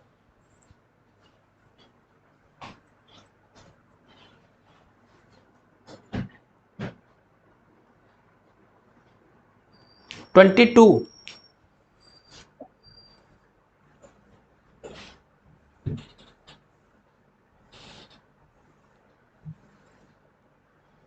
देखो बेटा, 3 ब्लॉक हैं, 4, 2, 1 किलो के, कांटेक्ट में रखे, फ्रिक्शनलेस सरफेस पे रखे, अगर 14 न्यूटन का टोटल फोर्स 4 किलो पर लगा दिया जाए, अब लॉजिक समझो बेटा, ये कितने किलो का है? 4, 2, 1, यहां से फोर्स कितने का लगाया? 14 न्यूटन। फोर्स का पर्पस इसे तीनों को चलाना, 15 का क्वेश्चन है, तो बेटा हम तो लिख देंगे भैया कि F नेट बराबर ma, नेट फोर्स की जगह बेटा 14 बराबर टोटल चलने वाला मास 4, 2, 6, 1, 7 मल्टीप्लाई बाय एक्सीलरेशन की जगह a, 7 दूनी 14 एक्सेलरेशन ए बराबर 2 metre per second square, system का एक्सेलरेशन आ गया। अब 2 से बेटा ये भी चलेगा, 2 से ये भी चलेगा और 2 से ये भी। अब बिना एफबीडी के हम सब कुछ सोच सकते हैं। कह रहा 14 न्यूटन का फोर्स अगर 4 केजी पे लगाया गया तो कांटेक्ट फोर्स ए और बी के बीच कितना होगा। ये वाला बेटा ए है, ये वाला बी है। तो ध्यान से देखो, इस पर आया 14। हर बॉडी अपने चलने के लिए मांगती है ma, मास इसका बेटा 4 है, एक्सेलरेशन के नाम पर 2 है। जिन बच्चों ने परसों प्रैक्टिस की थी उन्हें याद आ रहा होगा, 14 का फोर्स लगा, उसमें इसने मांग लिया ma, m इसका 4 है, एक्सेलरेशन इसका 2 है। तो 4 दूनी 8 न्यूटन फोर्स इसने अपने मोमेंटम चेंज के लिए इस्तेमाल कर लिया। बाकी जो बचा वो आगे फॉरवर्ड कर दिया। तो 14 में से 8 चले गए, बचा कितना 6। ये 6 आगे ट्रांसफर होगा एज अ एक्शन और 6 का ही इस पर आ जाएगा रिएक्शन। तो ए और बी यानी 4 किलो 2 किलो, 4 किलो 2 किलो या ए और बी के बीच जो इंटरेक्शन फोर्स है, जो कॉन्टेक्ट फोर्स है, वो आई थिंक बेटा 6 न्यूटन है। ऑप्शन संख्या ए इज करेक्ट। बिल्कुल सही बात है, आप बिल्कुल इत्मीनान से आंसर दे पा रहे होंगे। Let's proceed to the next question. चलो भैया आओ, आ गया फ्रिक्शन। ठीक है बेटा, तो ये आपकी फ्रिक्शन की रेस शुरू हो गई। अब मेरे हिसाब से सब फ्रिक्शन के सवाल मिलेंगे। नहीं, इसको फ्रिक्शन में करेंगे, इस वाले को फ्रिक्शन में करेंगे बेटा, इसे तब तक देख लेते हैं। अच्छा सवाल है, 14 में पूछा गया था और बड़ा फेवरेट होता है, लगभग सभी लोग इसको पसंद करते हैं, अपने डेली प्रैक्टिस पेपर शीट वगैरह सब में जगह डालते हैं। तो क्वेश्चन कह रहा है, इसको और स्लाइड कर लेते हैं बेटा, पहले क्वेश्चन पढ़ लो इत्मीनान से, फिर इसको स्लाइड करते हैं। कह रहा है बलून है जिसका मास m है, वो descending downward with acceleration a है, जहां a ग्रेविटी से कम है। मतलब एक बलून है m मास का, वो फ्री फॉल नहीं कर रहा है, बल्कि ग्रेविटी से कम रेट से धीमे धीमे धीमे धीमे नीचे आ रहा है ऐसे। इसका मतलब पता क्या है, इसका मतलब उस पर वजन भी काम कर रहा है जो उसको नीचे ला रहा है, लेकिन कोई अपथ्रस्ट जैसा फोर्स भी होगा जो उसके नीचे आने के रेट को ग्रेविटी नहीं बनने दे रहा, उसको फ्री फॉल नहीं करने दे रहा, धीमे धीमे नीचे ला रहा, कंट्रोल्ड वे में नीचे ला रहा। कह रहा how much mass should be remove ताकि ये उसी एक्सेलरेशन से ऊपर जाने लगे। बहुत शानदार सवाल है, सीखने के पॉइंट ऑफ व्यू से बहुत शानदार सवाल है। दिखाते हैं, इसका डेमोन्स्ट्रेशन फोटो दिखाते हैं। 15 का सवाल, 15 का सवाल सीखो जरा बेटा। क्वेश्चन कह रहा भैया ये रहा बलून, राइट, ये नीचे की तरफ आ रहा, descending downward with acceleration, but acceleration is not equal to gravity, it is less than gravity. ये शर्त दी गई। अगर सोचो कोई अपथ्रस्ट फोर्स नहीं होता, कोई अपथ्रस्ट फोर्स नहीं होता, तो केवल mg काम करता और mg से जो एक्सेलरेशन आता वो g आता, इसका मतलब फ्री फॉल करता। लेकिन फ्री फॉल नहीं कर रहा, बल्कि फ्री फॉल से कम एक्सेलरेशन से गिर रहा। खैर, अच्छा बलून जब नीचे आ रहा डिसेंडिंग डाउनवर्ड, तो इसका मतलब नीचे कौन काम कर रहा है, इस बलून का वजन कितना mg। बेटा ये वो बलून नहीं है जो आप सोच रहे हो, ये छोटा सा बिल्कुल एयर वाला बलून है। वो जनरली ऊपर ही फ्लाई करते हैं, उसकी वजह क्या होती है, उनका स्पेस बहुत कम होता है, तो उन पर बायोन्सी फोर्स उनके वजन से बहुत ज्यादा होता है। इस वाले केस में थोड़ा उल्टा है, ये वो बलून है बड़े साइज का कोई होगा, जैसे पैराशूट वगैरह में इस्तेमाल किया जाता है। तो बलून m मास का अपने वजन की वजह से नीचे आ रहा, लेकिन चूंकि इसका एक्सेलरेशन फ्री फॉल जैसा नहीं, इसका मतलब इस पर कोई अपथ्रस्ट फोर्स काम कर रहा है, और वो अपथ्रस्ट आप मान लीजिए F अपथ्रस्ट। तो mg में से अपथ्रस्ट लगा तो इसका नेट एक्सेलरेशन a बन गया। अब इसको मिटा देता हूं, राइट। इतने की एफबीडी लिखो, क्या लिखोगे आप, लिखेंगे mg नीचे की तरफ। अरे भैया मुझे एफबीडी लिखने का मतलब एक ही चीज आती है हमें बेटा, एक ही चीज आती है हमें, तो बेटा इतना आता है एफ नेट बराबर ma, एफ नेट बराबर ma। तो नेट फोर्स की जगह आ जाएगा बेटा mg नीचे की तरफ, mg नीचे की तरफ माइनस f अपथ्रस्ट ऊपर की तरफ, अपथ्रस्ट ऊपर की तरफ बराबर m multiply by a। mg नीचे की तरफ माइनस f अपथ्रस्ट ऊपर की तरफ बराबर ma। चलने के लिए चाहिए हर बॉडी को ma, तो यहां से f अपथ्रस्ट मिल जाएगा। खैर छोड़ दो, अब सेम बलून, इसी बलून के बारे में सोचो। यही बलून बेटा अगर किसी फिक्स रेट ऑफ एक्सेलरेशन से ऊपर की तरफ उड़ने लगे, कह रहा है इससे कितना मास रिड्यूस कर दिया जाए। तो बच्चों पहले इसका मास कितना था m, अब मान लो इसमें कुछ मास रिड्यूस कर दिया जाए, कितना डेल्टा m, तो अब मास बचेगा m माइनस डेल्टा m। मैं लिख दे रहा हूं बेटा कि डेल्टा m मास रिमूव। अरे कॉमन सेंस समझो, अगर मास कम कर दोगे तो mg कम हो जाएगा, तो अब थ्रस्ट हावी हो जाएगा, ऊपर ले जाएगा। अब देखो ध्यान से, अच्छा स्पेस इसका लगभग वही है, अभी मान लो अब थ्रस्ट स्पेस यानी वॉल्यूम कितना घेरा उसके हिसाब से लगता है। तो अब थ्रस्ट और mg कितना लगेगा बेटा, अब mg नहीं रहा, m में से कुछ कम हो गया, m माइनस डेल्टा mg बन गया, बचा कुचा वजन बच गया।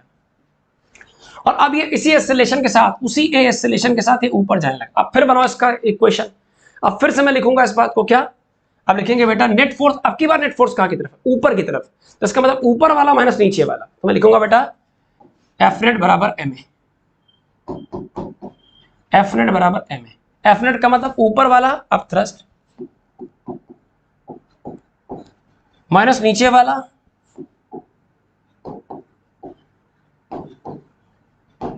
बराबर रिमेनिंग मास, रिमेनिंग मास एक्सीलरेट होगा, रिमेनिंग मास कितना है, एम माइनस डेल्टा है इनटू ए। देख लीजिए इत्मीनान से। तो बच्चों हमारे पास दो इक्वेशंस तैयार हो गई। और एक बात आपको बता दें बेटा, जब भी कभी हम एफबीडी बनाते हैं तो हम प्रेफर करते हैं कि सारी एफबीडी की इक्वेशंस ऐड कर दो। उससे बेनिफिट ये मिलता है, एफबीडी की इक्वेशंस को ऐड करने से बेनिफिट ये मिलता है कि जो भी फर्जी के नंबर्स होंगे या अननोन वेरिएबल्स होंगे कट जाते हैं। तो इक्वेशन संख्या, लेट दिस बी इक्वेशन संख्या फर्स्ट, यदि इसे इक्वेशन नंबर 1 माना जाए और इसे बच्चों इक्वेशन नंबर 2 मान लिया जाए, तो इन दोनों इक्वेशंस को सुरक्षित रखो, बाकी डायग्राम हटा दो। अब देखो जरा फिर समझो, बलून का नीचे जाना, अब थ्रस्ट ऊपर लगना, तो mg नीचे माइनस अब थ्रस्ट ऊपर बराबर ma। कुछ मास हटा लिया, वजन कम हुआ, वजन कम हुआ तो बचा कुचा वजन m माइनस डेल्टा m बचा। अब थ्रस्ट हावी हो गया, सो अब थ्रस्ट माइनस बचा हुआ वजन बराबर ma। अब दोनों इक्वेशन ऐड करने जा रहा है बेटा, दोनों इक्वेशंस हम ऐड करने जा रहे हैं, बहुत धैर्य से सीखना। ऐड करो, इक्वेशन देखो क्या है, पहली F of thrust minus M G, बहुत ध्यान से मल्टीप्लाई करते चलो, minus minus plus delta M जी बराबर M A minus delta M A. ये पूरी इक्वेशन ये सॉल्व हो गई। दूसरी इक्वेशन देखो बेटा, इधर से M G minus F of thrust बराबर एम ए, दोनों पक्षों को ऐड कर दीजिए, ऐड करो, ऐड करोगे तो एफ ऑफ थ्रस्ट से एफ ऑफ थ्रस्ट खत्म, एम जी से एम जी खत्म। देख लो भैया, सही है। चलो इधर क्या बचा, इधर बचा बेटा डेल्टा एम जी बराबर, इधर क्या बचा बेटा एम ए 2 एम ए और माइनस का डेल्टा एम ए। डेल्टा वाले टर्म से एक तरफ ले आओ, हटा दो इक्वेशन, डेल्टा वाले टर्म से एक तरफ ले आओ, delta M G plus delta M A बराबर 2 M A. So delta M बराबर बेटा 2 एम ए अपॉन, यहाँ क्या कॉमन आएगा, डेल्टा एम कॉमन लोगे, जी प्लस ए बचेगा, नीचे आ जाएगा। मोस्टली बच्चों को आंसर याद होता है, इसे याद भी रखोगे तो भी कोई दिक्कत नहीं, क्योंकि सॉल्व करने में थोड़ा टाइम टेकिंग। 2 mg अपॉन जी प्लस ए, बिल्कुल सत्य वचन, लगभग सबका आंसर सही है बेटा। नहीं बेटा, बेसिक फिजिक्स के वीडियोस अभी फिलहाल तो नहीं है, लेकिन बहुत ही जल्दी हम लोग दूसरे चैनल में 11th क्लास से पूरी फिजिक्स लगभग पढ़ने जा रहे हैं, है ना। तो अभी इसमें थोड़ा सा वक्त है, थोड़ा समय दीजिए।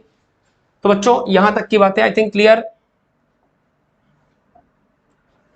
यहां तक की बातें क्लियर। अब बेटा इसके बाद ये देखिए, अभी भी ऐसा नहीं है, एफबीडी के कुछ क्वेश्चंस हैं, ये देखिए, ये देखिए, ये देखिए, ये देखिए पूरी वाले। तो अब बेटा जो क्वेश्चंस हैं उनको मैं 2 मिनट में हिंट कर दूं। हालांकि थोड़ी सी मेरी खराब आदत है बेटा, हम क्या करें, जब क्वेश्चन अच्छे लगते हैं तो डिस्कस करने में लगता है, नहीं सारे डिस्कस कर दूं ताकि आपके मन में क्यूरोसिटी ना बनी रहे, है ना। क्वेश्चन अच्छे लगते हैं बेटा तो चलो। अब बेटा मजबूरी है कि 5 मिनट में सब फटाफट हिंट कर दे रहे हैं। 3 ब्लॉक का सिस्टम है, M 2M 3M स्ट्रिंग से कनेक्टेड है, F फोर्स अप्लाई किया है और इसे अपवर्ड ला रहे हो कांस्टेंट स्पीड के साथ, तो इस पर नेट फोर्स कितना लगेगा। Net force on the block of mass 2M, what is the net force on the block of mass 2M, 2M पर नेट फोर्स कितना लगेगा। अब मेरी बात बहुत धैर्य से समझना बेटा, अगर मैं 2M पे बात करूं तो किसी भी इस पूरे सिस्टम को देखो, ये पूरा सिस्टम कांस्टेंट वेलोसिटी से आ रहा, वेलोसिटी कांस्टेंट है, तो rate of change of velocity 0 होगा, एक्सेलरेशन 0 है, एक्सेलरेशन ऑफ सिस्टम 0, मतलब एफ नेट बराबर ma होता है। अगर a ही 0 है इसका मतलब सिस्टम पर लगने वाला नेट फोर्स 0 है, इसका मतलब सिस्टम बैलेंस है। तो जितना फोर्स है ऊपर की तरफ उतना ही टोटल फोर्स है नीचे की तरफ, इसका मतलब हर जगह सिस्टम बैलेंस है भाई। कांस्टेंट वेलोसिटी का मतलब ये कांस्टेंट वेलोसिटी, ये भी कांस्टेंट वेलोसिटी, ये भी कांस्टेंट वेलोसिटी। अगर ये कांस्टेंट वेलोसिटी के साथ है इसका एक्सीलरेशन 0, एक्सीलरेशन 0 तो इस पर लगने वाला नेट फोर्स भी 0, सो 0 force experienced. Next force question, ये 13 का सवाल था। 11 का सवाल देखो, एक पर्सन है 60 किलो मास का inside a lift off 940 kg and press the button of control panel, the lift starts moving upward with an acceleration this much. Tension on the supportable cable, supportable cable पे कितना tension होगा, बहुत आराम समझना। ये रही lift, ये रही लिफ्ट, लिफ्ट का ये रहा केबल, लिफ्ट का खुद का वजन, मैं लिफ्ट को ऐसे प्लेटफॉर्म में दिखा रहा हूँ, ये लिफ्ट है, लिफ्ट का खुद का वजन 940, तो लिफ्ट का खुद का वजन 940 kg, तो 940 g mg नीचे लगेगा। एक पर्सन भी इसके अंदर स्टैंडिंग है, पर्सन खुद 60 किलो का है, तो 60 g पर्सन का नीचे लगेगा, राइट। और लिफ्ट कितने एक्सीलरेशन का, lift starts moving upward with acceleration of 1 metre per second square, lift ऊपर जा रही 1 मीटर पर सेकंड स्क्वायर से। अच्छा लिफ्ट चली ऊपर, तो अंदर के हर ऑब्जेक्ट, आप ऐसा भी कह सकते हो बेटा कि सपोज करो लिफ्ट में टेंशन T हो, तो लिफ्ट की केबल का टेंशन लिफ्ट के वजन को बैलेंस करेगा प्लस लिफ्ट को एक्सेलरेट करेगा। तो इसका मैथमेटिकल एक्सप्रेशन देखना बहुत ध्यान से, फोटो समझ लो, फोटो समझ लो, फोटो समझ लो बेटा। लिफ्ट में टेंशन ऊपर की तरफ, लिफ्ट का खुद का वजन 940 नीचे की तरफ, उसके अंदर पैसेंजर का वजन 60 किलो नीचे की तरफ, और लिफ्ट जा रही है upward 1 metre per second square से ऊपर की तरफ।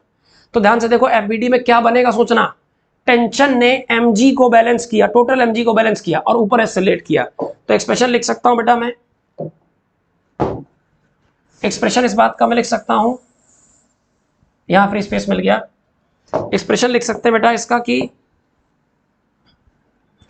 लिफ्ट में अपवर्ड टेंशन T माइनस नीचे लिफ्ट का वजन प्लस पर्सन का वजन, mass of lift mass of person. अब ये हो गया नेट फोर्स, ऊपर वाला फोर्स माइनस नीचे वाला फोर्स, और नेट फोर्स को बराबर कर दो m टोटल इंटू a, जहां m टोटल का मतलब कुछ नया नहीं, लिफ्ट प्लस पर्सन ही होगा, इसे lift plus person, m lift plus person into a।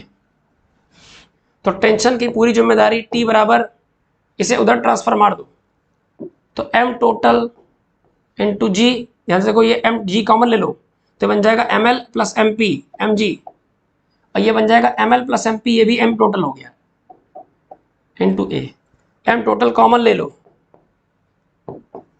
डब्बे में बचेगा बेटा g plus a, m total का मतलब टोटल मास, टोटल मास में पर्सन 60 का, लिफ्ट 940 की, दोनों मिला दोगे 1000, मल्टीप्लाई बाय ग्रेविटी 10 और एक्सेलरेशन 1, 10 से 11, सो आंसर बेटा 11,000 newton, 11,000 newton. C part is the correct option. सब बच्चों ने पहले ही जवाब दे दिया। A Chakravarti mister smart, Samaya Parveen mister smart, Prabhat Singh, Pawan Kumar, Lovely Kumari, Ashutosh, Sandhya, Nupur Patel, Ashutosh, Pawan, Ankit Kumar Gupta, future doctor. चलो सबका सही है बेटा, you all have the correct, right बेटा। चलो अच्छा बच्चों, तो आई थिंक अब ये भी हो जाएगा इसी तरीके से। अच्छा सवाल है, एक कंपोनेंट वाला भी देख लो, फिर एक मंकी वाला, एक विंग लिफ्ट वाला। एनलेम बेटा थोड़ा सा बड़ा है, टाइम टेकिंग, हालांकि अब फ्रिक्शन आज तो स्टार्ट नहीं हो पाया और ये स्लाइड भी थोड़ी सी बाकी रह गई है, हालांकि यहाँ से कोफिशिएंट ऑफ फ्रिक्शन स्टार्ट हो गया। तो बच्चों 2-3 क्वेश्चन है, उसमें हम बता दें, इस वाले क्वेश्चन में आप कंपोनेंट कर लोगे, क्योंकि इसमें सारी वही फिजिक्स लग रही है कि कोई भी फिजिकल क्वांटिटी इंक्लाइन दिखे तो आप उसके कर लो कंपोनेंट। तो बेटा कोई जल्दबाजी नहीं करेंगे। क्वेश्चन नंबर सुन लो, 27, 28, 27, 28 के बाद बेटा 27, 28, 29, 30, 27, 28, 29, 30, 31, 32, 33, 34, 29 नहीं बेटा, 29 में फ्रिक्शन आ गया, तो 27 मैं डिस्कस कर दूं बेटा, 27, 28, 27, 28 और इधर बेटा इधर इधर इधर 30, 31, 32, 33, 34, तो 27, 28, 30, 31, 32, 33, 34, 7 क्वेश्चन और।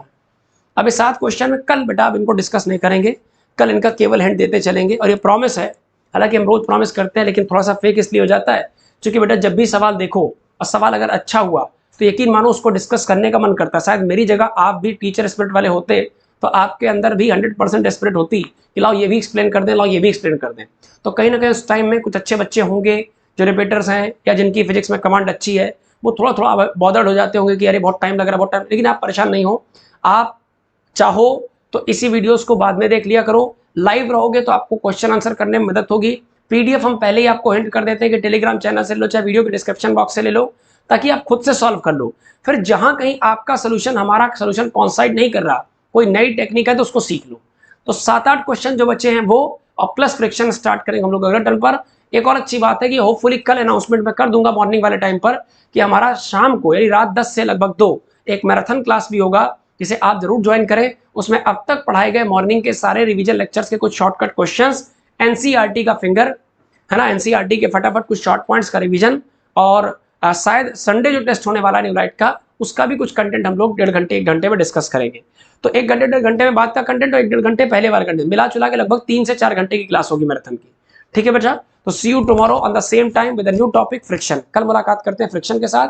थोड़े से जो क्वेश्चन बच गए हैं बेटा उन्हें भी डिस्कस कर देंगे, और हम लोग अब डिस्कशन करते करते फ्रिक्शन तक पहुंच गए हैं। धीरे धीरे करके work power energy, circular motion, system of particle rotation, इतना खत्म होने के साथ मैकेनिक्स लगभग ओवर हो जाएगी। एसएचएम ग्रेविटेशन में ग्रेविटेशन इलेक्ट्रो के बाद डिस्कस करेंगे, और एसएचएम वेव ऑसिलेशन के पहले। तो रोटेशन यानी जितना पार्ट अब तक हम लोग 15 दिनों में कर चुके हैं, लगभग आने वाले 7-8 दिनों में, 8-10 दिन मान लो, इतने में मैकेनिक्स का पार्ट ओवर हो जाएगा बेटा। ठीक है ना, तो लगभग 16-17 तारीख के आसपास हम लोग मैकेनिक्स से फ्री हो जाएंगे, will start the new topic. बस आपका कोऑर्डिनेशन, आपका कोऑपरेशन चाहिए। आप हो सकता है टाइम बेटा कभी फ्लक्चुएट हुआ करे, तो छोटी सी रिक्वेस्ट है कि एक बार आप न्यूलाइट चैनल पे जा करके थंबनेल देख लिया करो, उसमें टाइम क्या मेंशन किया गया है। ठीक है ना, बाकी अपना ख्याल रखिए, घर पर रहिए, सुरक्षित रहिए। हैव अ गुड डे बेटा। अभी आज रात का कोई टॉपिक नहीं है, टॉपिक फिर